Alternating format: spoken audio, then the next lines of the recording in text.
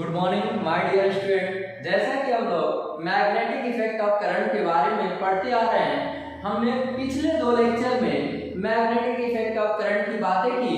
तो उसमें हमने पहले देखा कि अच्छा किसी वायर में हम करंट फ्लो करा रहे हैं तो मैग्नेटिक प्रॉपर्टीज आ रहा है, यानी मैग्नेट प्रोड्यूस हो रहा है, यानी मैग्नेटिक फील्ड प्रोड्यूस हो रहा है।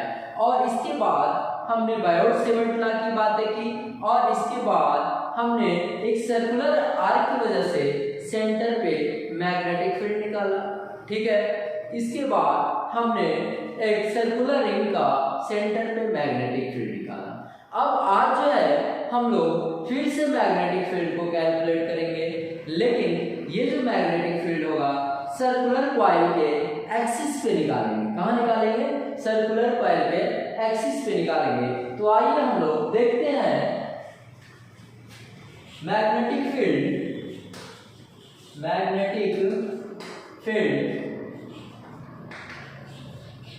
at a point on the axis of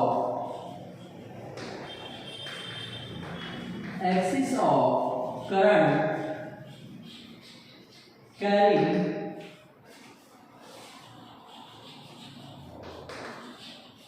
circular coil. ठीक है, तो इसके एक्सिस पे हम लोग मैग्नेटिक फील्ड निकालेंगे। ठीक है, और इसमें भी हम लोग बायोट-सेवर्ट लॉ का ही मदद लेंगे, क्योंकि वही हमारा काम का है मैग्नेटिक फील्ड कैलकुलेट करने के लिए। ठीक है, तो बायोट-सेवर्ट लॉ हमको पता है, क्या पता है?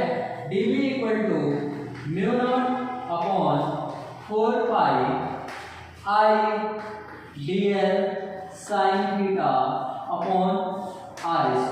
या इसका यदि वेक्टर फॉर्म की बात करें तो ये हमारा dv वेक्टर इक्वल टू है μ0/4 pi I dl cross r vector upon r। ये हमारा स्केलर वेक्टर फॉर्म है और ये हमारा क्या है? Scalar form. ठीक है ना, ये हमारा बायोट-सेवर्ट लॉ है। कौन सा लॉ है? Biot-Savart law. लेकिन हमको निकालना है सर्कुलर कॉइल का। तो देखिए यहाँ पे हम सर्कुलर कॉइल बना रहे हैं, कुछ ऐसा हमारा बन गया और इसमें हम एंटी क्लॉकवाइज करंट को फ्लो करा रहे हैं। ठीक है, कैसे फ्लो करा रहे हैं? Anti clockwise. ये हमारा करंट फ्लो हो रहा है। इसका हमने रेडियस हम r मान ले रहे हैं और इसका यहाँ से ये डिस्टेंस x मान ले रहे हैं। ठीक है ना, और इस P पॉइंट पे हमको निकालना है मैग्नेटिक फील्ड। क्या निकालना है? Magnetic field. तो इसके लिए हम लोग क्या करेंगे? इसके लिए हम लोग करंट एलिमेंट लेंगे।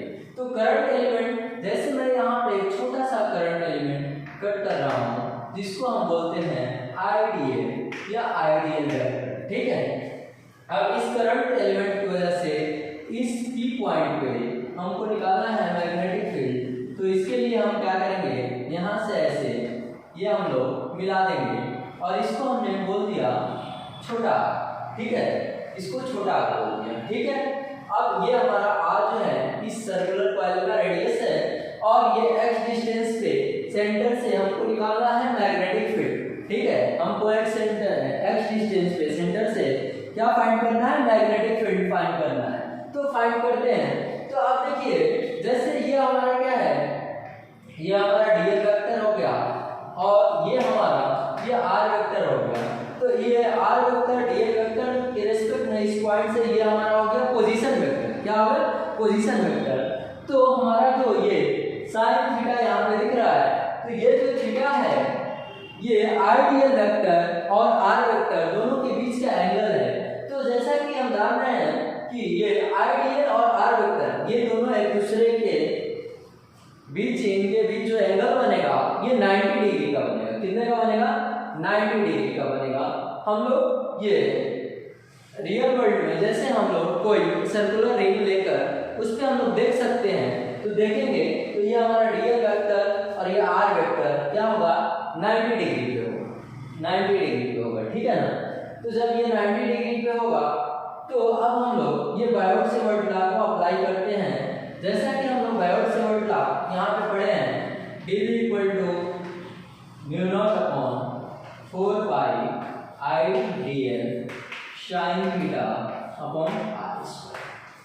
ठीक है, अब देखिए यहाँ पे साइन थीटा हमारा क्या है 90 डिग्री है, तो साइन थीटा चूंकि साइन यहाँ पे चूंकि थीटा इक्वल टू 90 डिग्री और थीटा इक्वल टू 90 डिग्री यानी साइन 90 हमारा हो जाएगा 1, और जब साइन 90 हमारा 1 हो जाएगा तो यहाँ पे डेवी इक्वल टू आ जाएगा म्यू नॉट अपॉन 4 पाई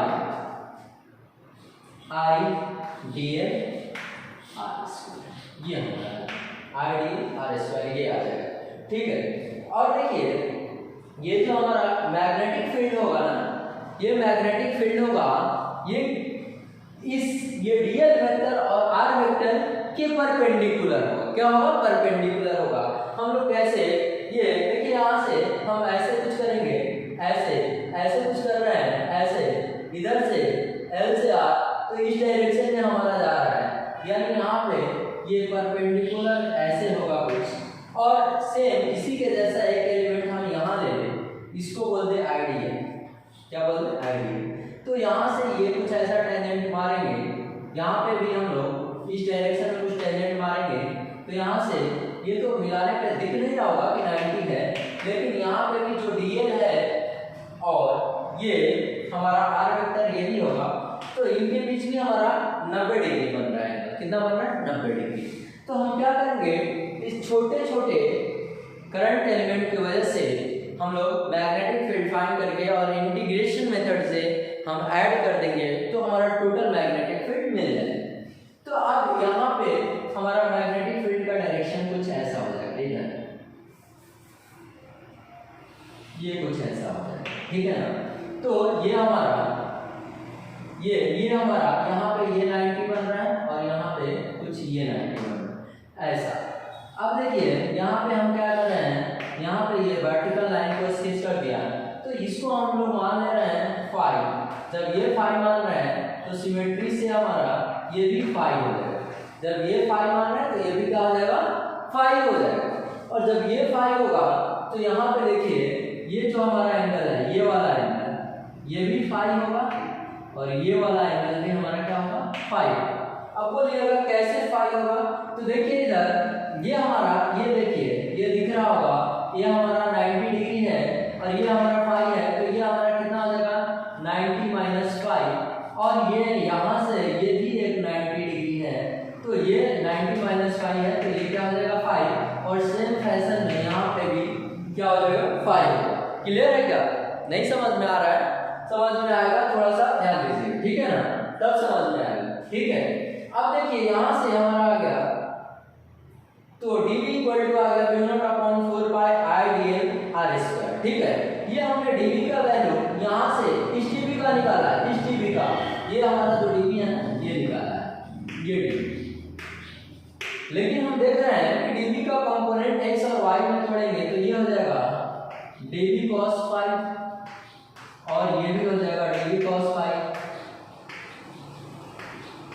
और इधर हो जाएगा हमारा dv sin फाई।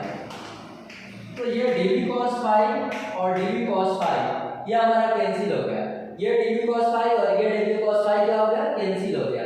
तो हमारा बचा क्या? dv sin फाई, यानी dv sin phi, dv sin phi, dv sin phi हम इंटीग्रेशन मेथड से सम कर दें तो हमारा नेट रिजल्ट आ जाएगा। तो अब हमारा जो मैग्नेटिक फील्ड है, ये हमारा नेट मैग्नेटिक फील्ड, ये क्या लिखेंगे? बी नेट जो लिखेंगे, बी नेट, ये बी नेट जो लिखेंगे हम लिखेंगे integration of dv sin phi, integration of dv sin phi. तो अब यहाँ से जब ऐसा कुछ करेंगे तो यहाँ पे देखिए हमारा बी नेट आ गया dv sin फाई, क्या आया? dv sin फाई, और dv का वैल्यू हमने ये पुट करेंगे, dv इक्वल टू पुट करेंगे म्यू नॉट अपॉन 4 पाई आई, यहाँ पे dl पुट करेंगे, और r के जगह यहाँ पे r ही हमने माना, तो चलिए हम r ही लिख दे रहे हैं, r स्क्वायर। ठीक है ना, और इसके बाद क्या है? साइन फाई है, तो यहाँ पे लिख देंगे ये हो गया। अब डेटा को पुट करेंगे और जब पुट करेंगे तो हमारा फार्मूला सॉल्व हो जाएगा। देखिएगा फटाफट। अब देखिए अब हमारा काम फटाफट बनेगा। यहाँ पे हम लोग μ0/4 ये आई और dl को dl हम छोड़ते हैं। r स्क्वायर की जगह पे क्या होगा, ये जो r स्क्वायर है यहाँ पे ये जो r है देखिए ये r इक्वल टू हो जाएगा अंडर में r square plus x square, ये हमारा हो जाएगा। तो यहाँ पे हम पुट करेंगे तो ये हमारा हो जाएगा अंडर में r square plus x square का स्क्वायर। और देखिए sin फाई का वैल्यू निकालेंगे। यहाँ से ये हमारा ट्रायंगल दिख रहा होगा, दिस ट्रायंगल, ठीक है ना। तो sin फाई इक्वल टू हमारा क्या हो जाएगा, ये परपेंडिकुलर अपॉन हाइपोटेनस क्या हो जाएगा, परपेंडिकुलर हमारा है ये देखिए r, परपेंडिकुलर हमारा क्या हो जाएगा r अपॉन में ये हमारा हाइपोटेनस हो जाएगा, ठीक है ना। तो हाइपोटेनस हमारा क्या हो जाएगा, ये यहाँ पे हम लिख देंगे under r square plus x square, ये हमारा हो जाएगा हाइपोटेनस। अब इसको हम सॉल्व कर देंगे तो हमारा मैग्नेटिक फील्ड का रिजल्ट आ जाएगा, बात खत्म। अब देखिए हम क्या करते हैं, सबको जो कांस्टेंट टर्म है उसको क्या करते हैं, बाहर निकालते हैं। और जब बाहर निकालेंगे तो यहाँ पे देखिए b इक्वल टू μ0 को बाहर निकालते हैं, μ0 I अपॉन 4 पाई। और ये गिवन सर्कुलर कॉइल के लिए हमारा रेडियस भी क्या है, रेडियस भी हमारा क्या है, कांस्टेंट है। तो r को भी हम बाहर निकाल देते हैं। और यहाँ पे हम जो लिखेंगे ये क्या लिखेंगे, r square plus x square, ठीक है। और यहाँ पे हम लिख सकते हैं, यहाँ पे देखिए 2 और 1 ये 3 हो जाएगा। और इसको हम लोग ऐसे लिख सकते हैं 3/2 और यहाँ पे dl को इंटीग्रेट करेंगे, ऐसे dl को इंटीग्रेट करेंगे तो dl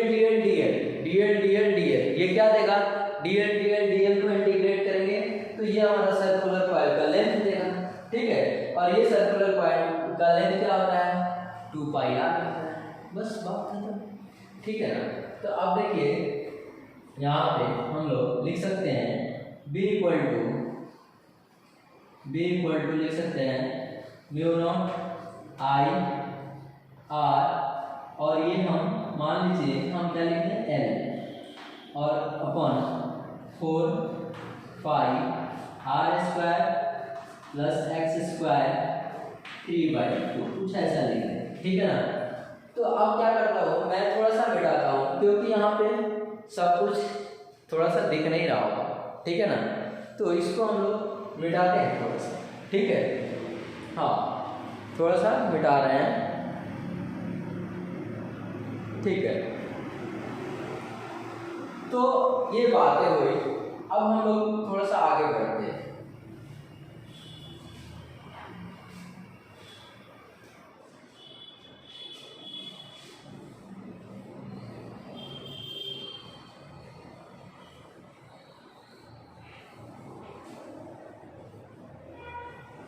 अब यहाँ पे हमारा फॉर्मूला क्या बनेगा, b equal to μ0 I r, और ये हो जाएगा 2πr, क्या हो जाएगा 2πr अपॉन में 4 पाई, और ये हो जाएगा r square plus x square 3/2, ये हो जाएगा, ठीक है ना। अब यहाँ से हम लोग कुछ कर सकते हैं, अगर करना चाहे तो यहाँ से हम लोग घटा सकते हैं, पाई से पाई कट गया, 2 2 4, ये कट गया हमारा। तो यहाँ पे b इक्वल टू आ जाएगा μ0 I r स्क्वायर अपॉन में 2 into r square plus x square 3/2, ये हमारा कुछ ऐसा ये रिजल्ट है, ठीक है। कुछ ऐसा हमारा ये रिजल्ट आएगा। हाँ अब हम लोग थोड़ा सा आगे बढ़ते हैं।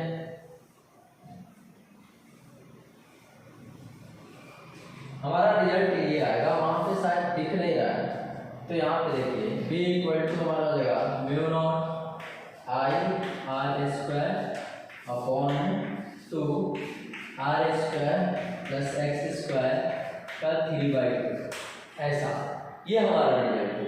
ठीक है, अब देखिए हम लोग क्या कर सकते हैं।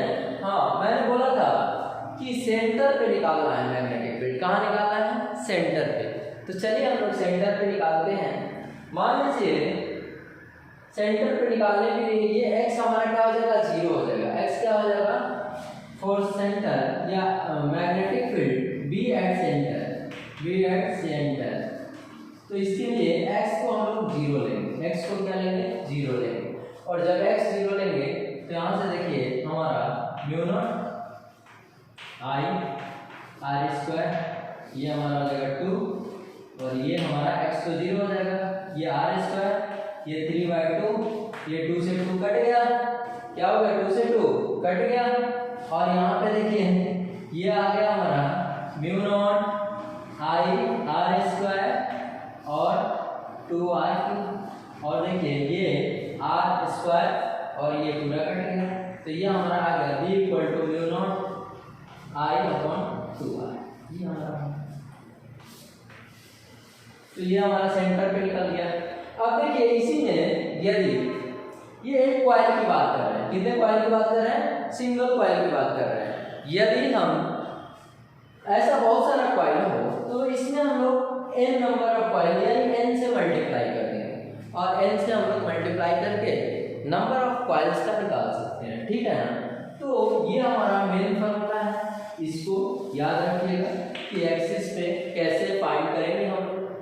ठीक है, और सेंटर पे करना है तो इसके लिए हम लोग x को क्या कर दिए? 0 कर दिए, और जब x को 0 कर दिए तो ये हमारा निकल गया। ठीक है, अब देखिए हम लोग और भी केसेस में बना सकते हैं। अगर बनाना चाहे, मैं ऐसा बोल दूं, कैसा बोल दूं? देखिए मैं ऐसा बोल दूं कि x जो है हमारा ये r के बराबर है। x किसके बराबर है? r के बराबर है। तो यदि कुछ ऐसा हो जाए तो हमारा रिजल्ट क्या आएगा? μ0 I r², यहाँ पे देखिए 2, और ये r² प्लस ये r², ये 3/2। तो r² कितना हो जाएगा? 2r²। कितना हो जाएगा? μ0 I r², यहाँ पे 2, और यहाँ पे हो जाएगा 2r², और यहाँ 3/2। ये कुछ हमारा ये रिजल्ट आ जाएगा। इसको और हम लोग काट कर सकते हैं अगर चाहे तो। ठीक है, तो ये आ जाएगा। ठीक है, और देखिए और इसमें केस बना सकते हैं, हमारे ऊपर है, जैसा हम चाहेंगे वैसा बन सकता है। ठीक है, तो ये हमारे ऊपर रहा। बाकी हम लोग और देख सकते हैं अगर देखना है तो।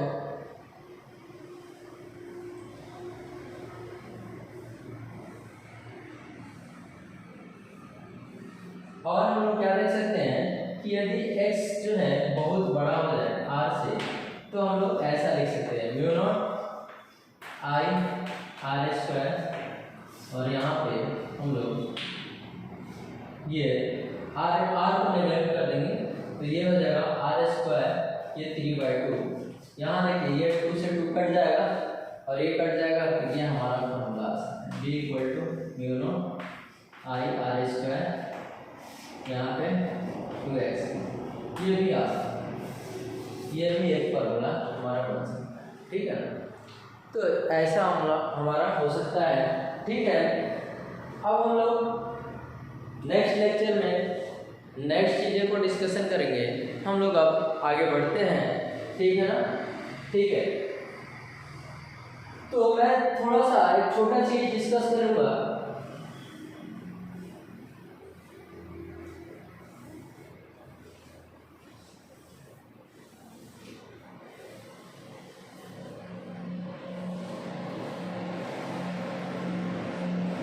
देखिए जैसे हम लोग मैग्नेटिक फील्ड का डायरेक्शन फाइंड करना है। क्या फाइंड करना है? We have to find the direction of magnetic field. तो इसके लिए हम लोग राइट हैंड थंब रूल, इसको मैंने शॉर्ट में लिखा है R for right, H for hand, T for thumb और रूल। तो राइट हैंड थंब रूल या राइट हैंड कर्ल रूल, ये दोनों लगाकर हम लोग मैग्नेटिक फील्ड का डायरेक्शन फाइंड करते हैं। ठीक है, जैसे मान लीजिए ये हमारा वायर है, स्ट्रेट वायर, और इसमें हमारा करंट आई फ्लो हो रहा है, तो इसकी वजह से हम लोग मैग्नेटिक फील्ड फाइंड करेंगे। मैग्नेटिक फील्ड का एक्चुअली डायरेक्शन, तो यहाँ पे देखिए ऐसे हमारा ये थंब जो दिख रहा है, ये थंब जो है हमारा ये करंट के डायरेक्शन में होगा, और ये हम फिंगर को कर्ल करेंगे। फिंगर को क्या करेंगे? कर्ल करेंगे। तो फिंगर को कर्ल करेंगे तो यहाँ पे फिंगर ऐसे हमारा ऐसे पुश हो रहा है, यानी यहाँ पे हमारा मैग्नेटिक फील्ड क्या होगा? अंदर की ओर। क्या होगा? अंदर की ओर। फिर ऐसे करके हम ऐसे रोटेट करेंगे, ऐसे हम अपने फिंगर को ऐसे करेंगे, तो यहाँ पे जो है मैग्नेटिक फील्ड क्या होगा? बाहर। ठीक है, और यदि हम मैग्नेटिक फील्ड लाइंस की बात करें तो स्ट्रेट वायर की वजह से हमारा जो मैग्नेटिक फील्ड लाइंस होगा कुछ ऐसा सर्कुलर आएगा, कुछ ऐसा आएगा, कुछ ऐसा आएगा, ऐसा कुछ आएगा। ठीक है ना, कुछ ऐसा आएगा सर्कुलर। ठीक है, ये हमने ऐसे रखा है तो कुछ ऐसा ऐसा आएगा, ऐसा ऐसा आएगा। ठीक है, कुछ ऐसा, कुछ ऐसा, ये हमारा मैग्नेटिक फील्ड लाइंस है। ठीक है, मैग्नेटिक फील्ड लाइंस है। अब देखिए तो इसमें जो है ये राइट हैंड कर्ल रूल हो गया। कर्ल रूल यानी फिंगर को क्या कर रहे हैं? कर्ल कर रहे हैं। अब देखिए मान लीजिए हमारा कोई सर्कुलर कॉइल है, कोई सर्कुलर कॉइल है, इसमें हमारा करंट ये देखिए एंटी क्लॉकवाइज फ्लो हो रहा है, तो यहाँ से ऐसे ऐसे करेंगे तो ये हमारा एंटी क्लॉकवाइज में ये हमारा कैसे आ रहा है? बाहर की ओर। तो ये हमारा ऐसे डॉट लगा है, ये हमारा क्या हो जाएगा? मैग्नेटिक फील्ड बाहर की ओर। अब देखिए यदि हमारा क्लॉकवाइज होगा तो हम ऐसे करेंगे, ऐसे ऐसे, ठीक है ना, ऐसे करेंगे तो ये हमारा अंदर की ओर मैग्नेटिक फील्ड है। तो ये हमारा मैग्नेटिक फील्ड का डायरेक्शन फाइंड करने के लिए है। मैग्नेटिक फील्ड का डायरेक्शन कैसे फाइंड करना। अब देखिए एक चीज और हम लोग यहाँ पर डिस्कस कर सकते हैं। मैं थोड़ा सा इसको साफ करता हूँ। ठीक है,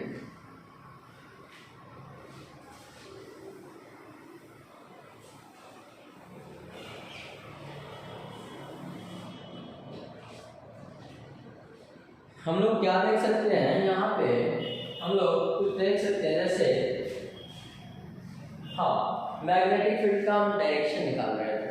तो जैसे हम मान लीजिए ये हमारा क्या है, हम ऐसे ये रखे हैं कॉइल, ये कॉइल रखे हैं और इसमें मान लीजिए हम एंटी क्लॉकवाइज करंट फ्लो करा रहे हैं। तो जैसे हम एन डाल रहे हैं तो एन में ऐसे हम लोग लगा देंगे, यानी ऐसे, यानी इसका जो फेस है, फेस ठीक है ना, ये नॉर्थ पोल की तरफ बिहेव करेगा और इसके पिछला वाला हिस्सा यानी अवे फ्रॉम द फेस ये क्या हो जाएगा?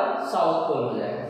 यदि ये देखिए यदि हमारा इसमें करंट हमारा क्लॉकवाइज फ्लो कर रहा है, कैसे फ्लो कर रहा है? क्लॉकवाइज। तो इधर हमारा मान लीजिए ये ऑब्जर्वर है, यहाँ पे ये आई हो गया, ठीक है ना, ये आई हो गया, यहाँ से ये दिख रहा है, ठीक है। तो इसके सामने ये क्या हो जाएगा? साउथ पोल हो जाएगा और इसके अवे में क्या हो जाएगा?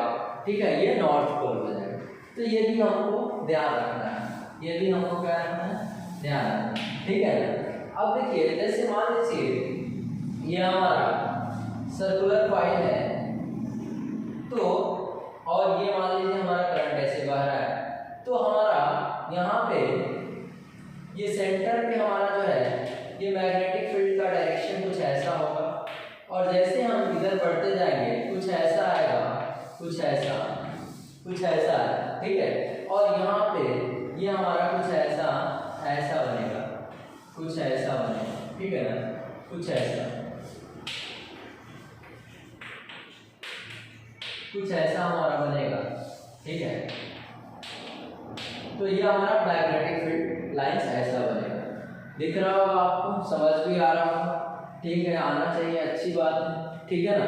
तो हम लोग अब इतना हम लोगों ने बातें डिस्कस कर लिया, अब हम लोग क्या करेंगे? नेक्स्ट क्लास में नेक्स्ट बातें डिस्कस करेंगे। अब यहीं पे हम लोग लेक्चर को ओवर करते हैं। Thank you.